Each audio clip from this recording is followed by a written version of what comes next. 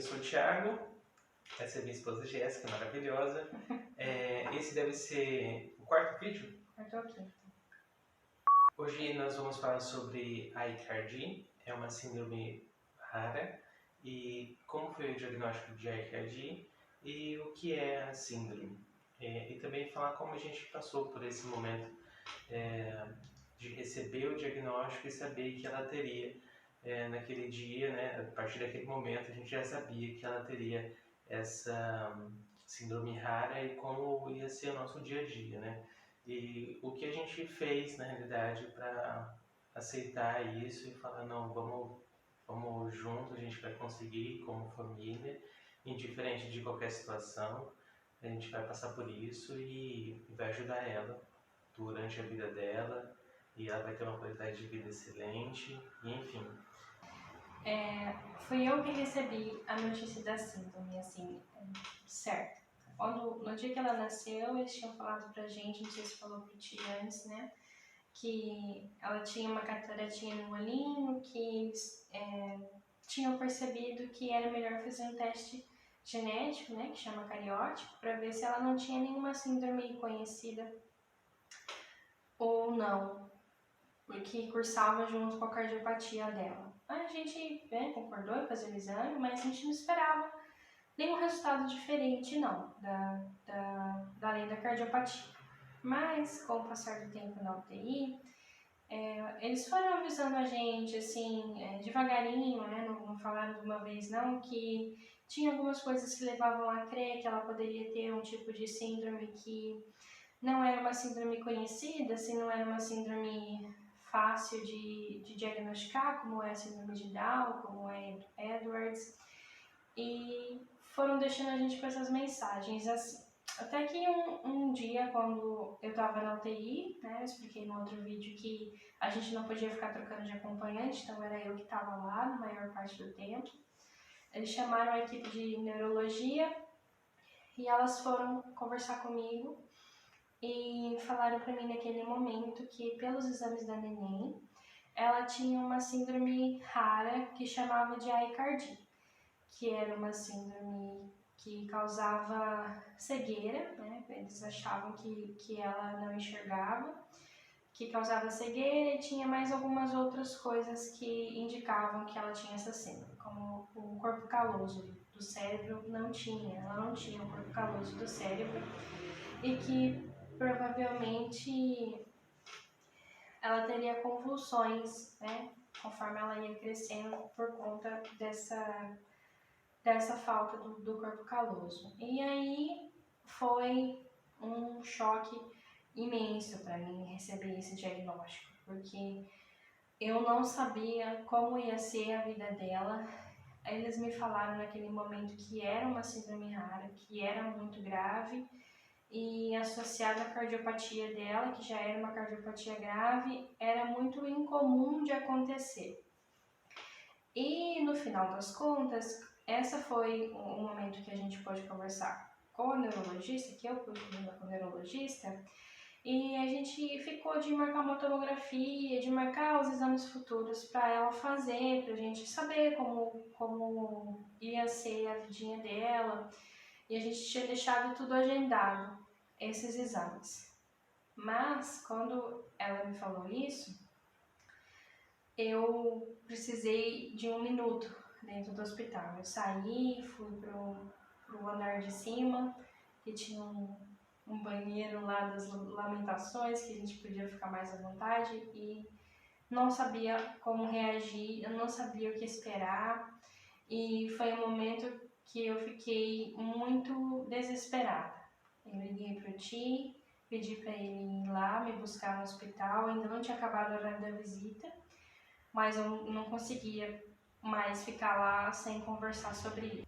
O Ti foi me buscar e eu também não sabia nem como falar para ele a respeito disso. Não sei porque eu sentia que de alguma forma era culpa minha e eu não sabia como falar tudo que eu tinha ouvido da médica.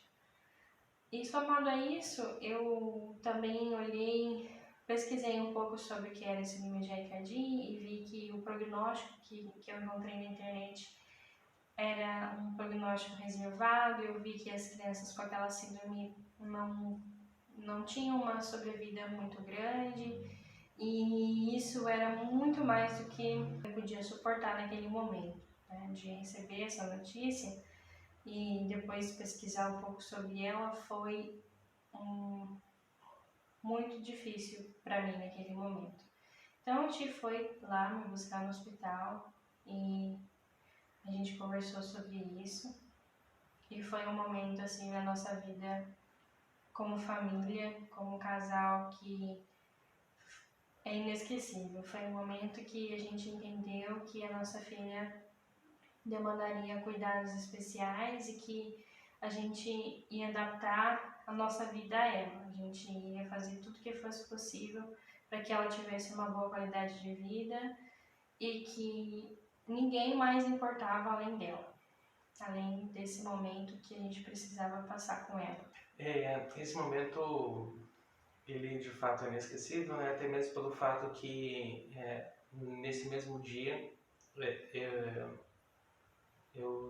nós estávamos voltando para Badivacite, e no meio desse caminho a Jéssica estava muito abalada, né? Ela baixou o banco para deitar um pouco assim e começou a chorar. E aí eu encostei o carro e aí eu falei, a gente conversou sobre o diagnóstico, conversou sobre tudo, né? Ela me informou tudo o que tinha acontecido, né? Eu também, você sente, né? Que é um choque, né? Aquele calafrio. E eu conversei com ela e a gente, naquele momento, eu sem titubear, né? A gente já decidiu, não, ela vai ter uma qualidade de vida excelente, ela vai ter uma vida excelente. E a gente encostou num lugar específico e aí eu falei para ela que aquele lugar seria o nosso ponto e vírgula da nossa vida, né? Que aquele lugar seria referência pra gente toda vez que a gente passasse naquele lugar, porque é o caminho que a gente sempre utilizou para ir e voltar do hospital. Então eu falei para ela que aquele lugar ia ser a marca, porque toda vez que a gente passasse por lá a gente ia lembrar que a gente fez o compromisso de deixar, de fazer com que a Helena tivesse a melhor qualidade de vida possível, né? E enfim, voltamos para Badivacite e aí pesquisamos sobre, né, estudamos sobre, que é uma coisa que é muito perigosa de se fazer, mas tem que fazer com convicção de que todo caso é um caso.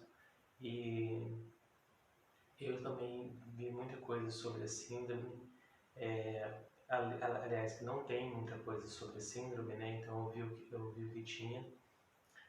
A Jéssica viu mais conteúdo, né? Porque a maior parte do conteúdo da documentação está em inglês. Mas enfim. Quando eu comecei a pesquisar sobre a síndrome de Aicardi, eu vi que não tinha muitas publicações, não tinha muita informação sobre ela, não tinha nem no YouTube, nem nas redes sociais em geral, muita informação de crianças que tinham aquela síndrome.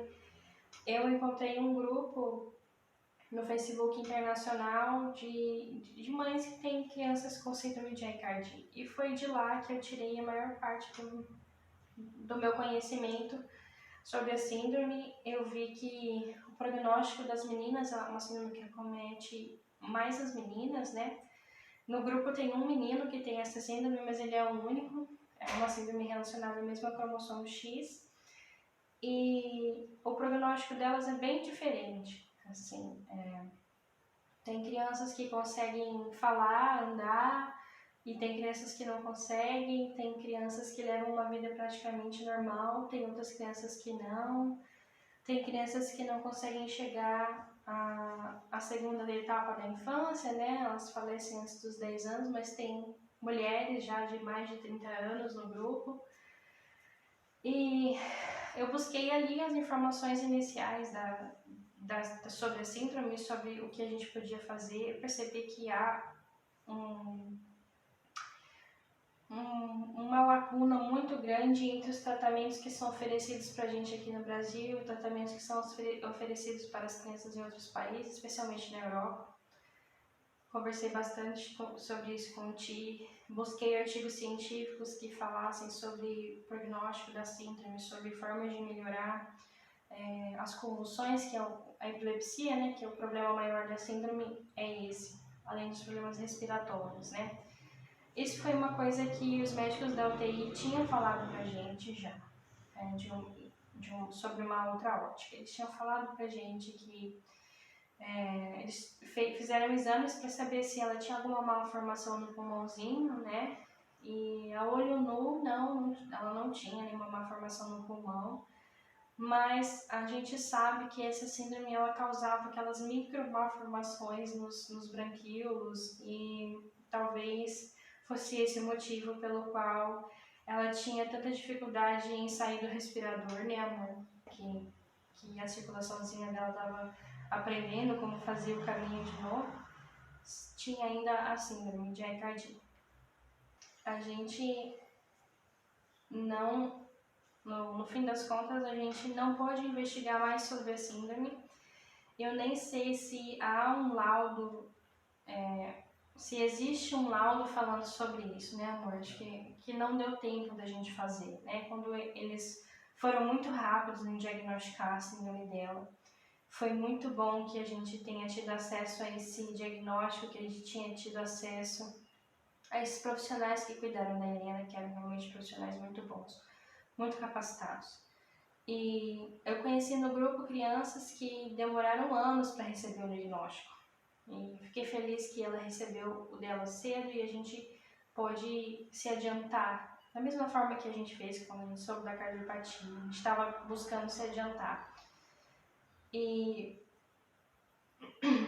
apesar da dificuldade de receber o diagnóstico, eu acredito que o maior momento de fortalecimento da nossa família foi naquele lugar que a gente parou, que a gente pôde deixar as emoções mesmo aflorarem e pensar, tudo bem, até aqui foi assim, mas daqui pra frente vai ser desse jeito, porque a gente vai conseguir fazer como família, a gente vai conseguir passar por isso e a Helena e a nossa família não vai ser uma família triste.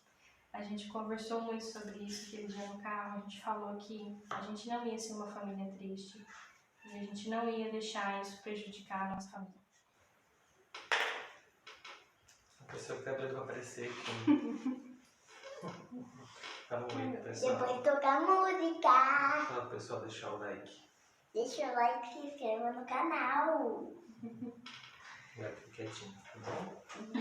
Então, as equipes do hospital em geral, a equipe de neurologia e de cardiologia, colocaram a gente a par do diagnóstico de forma realista, assim, de forma muito humana, mas realista. A gente sabia que era um prognóstico grave, que isso atrapalhava a recuperação dela, porque normalmente as síndromes genéticas, assim, as síndromes raras, elas cursam com imunodeficiência, e no ambiente de UTI é um risco a mais, né?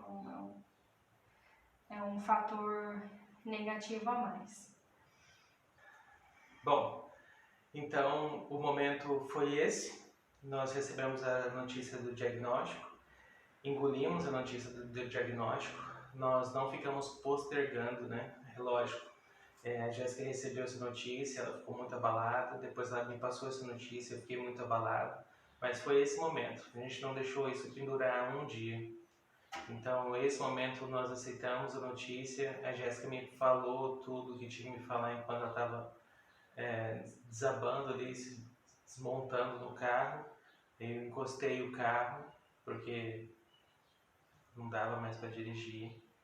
E naquele lugar que a gente encostou, no lugar que eu recebi a notícia, no lugar que nós nesse lugar que nós estávamos, foi o lugar que nós decidimos, aqui vai ser nosso ponto e vírgula. E toda vez que a gente passa naquele lugar, hoje ainda, a gente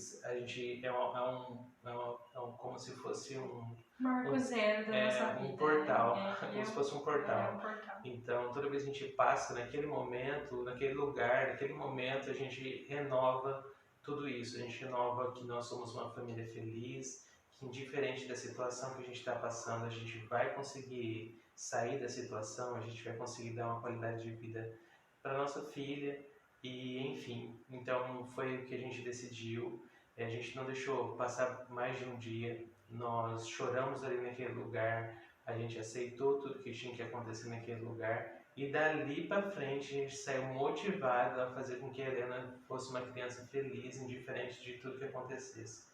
Então esse momento é muito importante, né? Esse momento na realidade é a diferença da depressão e ansiedade para motivação mesmo e persistência, né? Então nós abraçamos essa nova forma de viver, de aceitar as coisas daquele momento em diante.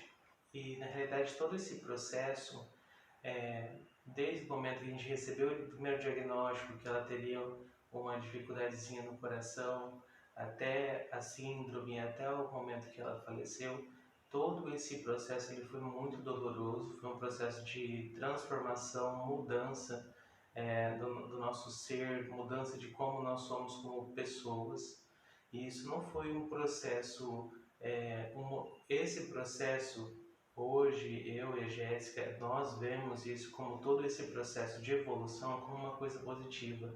Foi muito doloroso, foi muito triste ter passado por tudo isso, mas foi um processo que aprofundou nós como pessoas. Então, você que está passando por esse momento de um diagnóstico muito complicado, de uma situação muito complicada, depois que passar essa situação, depois que esse momento passar, indiferente do que acontecer, você pode ter certeza que você vai se tornar uma pessoa mais forte, que a situação, por mais dolorosa que seja, vai te aprofundar como pessoa. E isso, não estou falando isso que essa dor que você está sentindo, tudo isso é bom. Não é bom, mas isso vai te tornar mais profundo como pessoa. Eu acho que passar por tudo isso pra gente fez com que a gente entendesse que existe uma linha tênue entre a realidade e o desespero por receber uma notícia triste ou grave ou alguma coisa assim. Porque quando a gente passa por um momento de extrema dificuldade, um momento extremamente desafiador, a gente primeiro deixa o momento engolir a gente deixa o diagnóstico engolir a gente deixa a notícia engolir a gente, e naquele momento não há nada a ser feito a não ser deixar com que eles passem em cima de nós, não existe o que ser feito. Mas passado esse momento inicial de receber essa notícia, aí eu acho que cabe a nós firmar o pé no chão e encarar a nova realidade. Porque, de fato, a única coisa positiva a se fazer é isso. Entender que a realidade é essa. Porque não entender a realidade é mentir para você, mentir para a sociedade, mentir para todo mundo. E isso não vai levar a nada, né? Então, de fato, entender que essa é a realidade, a partir desse momento, vai ser assim, indiferente de qualquer coisa, eu estou à disposição. E por mais cansativo que for, eu vou ser o herói e a Jéssica vai ser a heroína da Helena. Então foi isso. Espero que esse vídeo possa ter te ajudado de alguma forma. Espalhe esse vídeo para que a história da Helena possa alcançar outras famílias. Obrigada.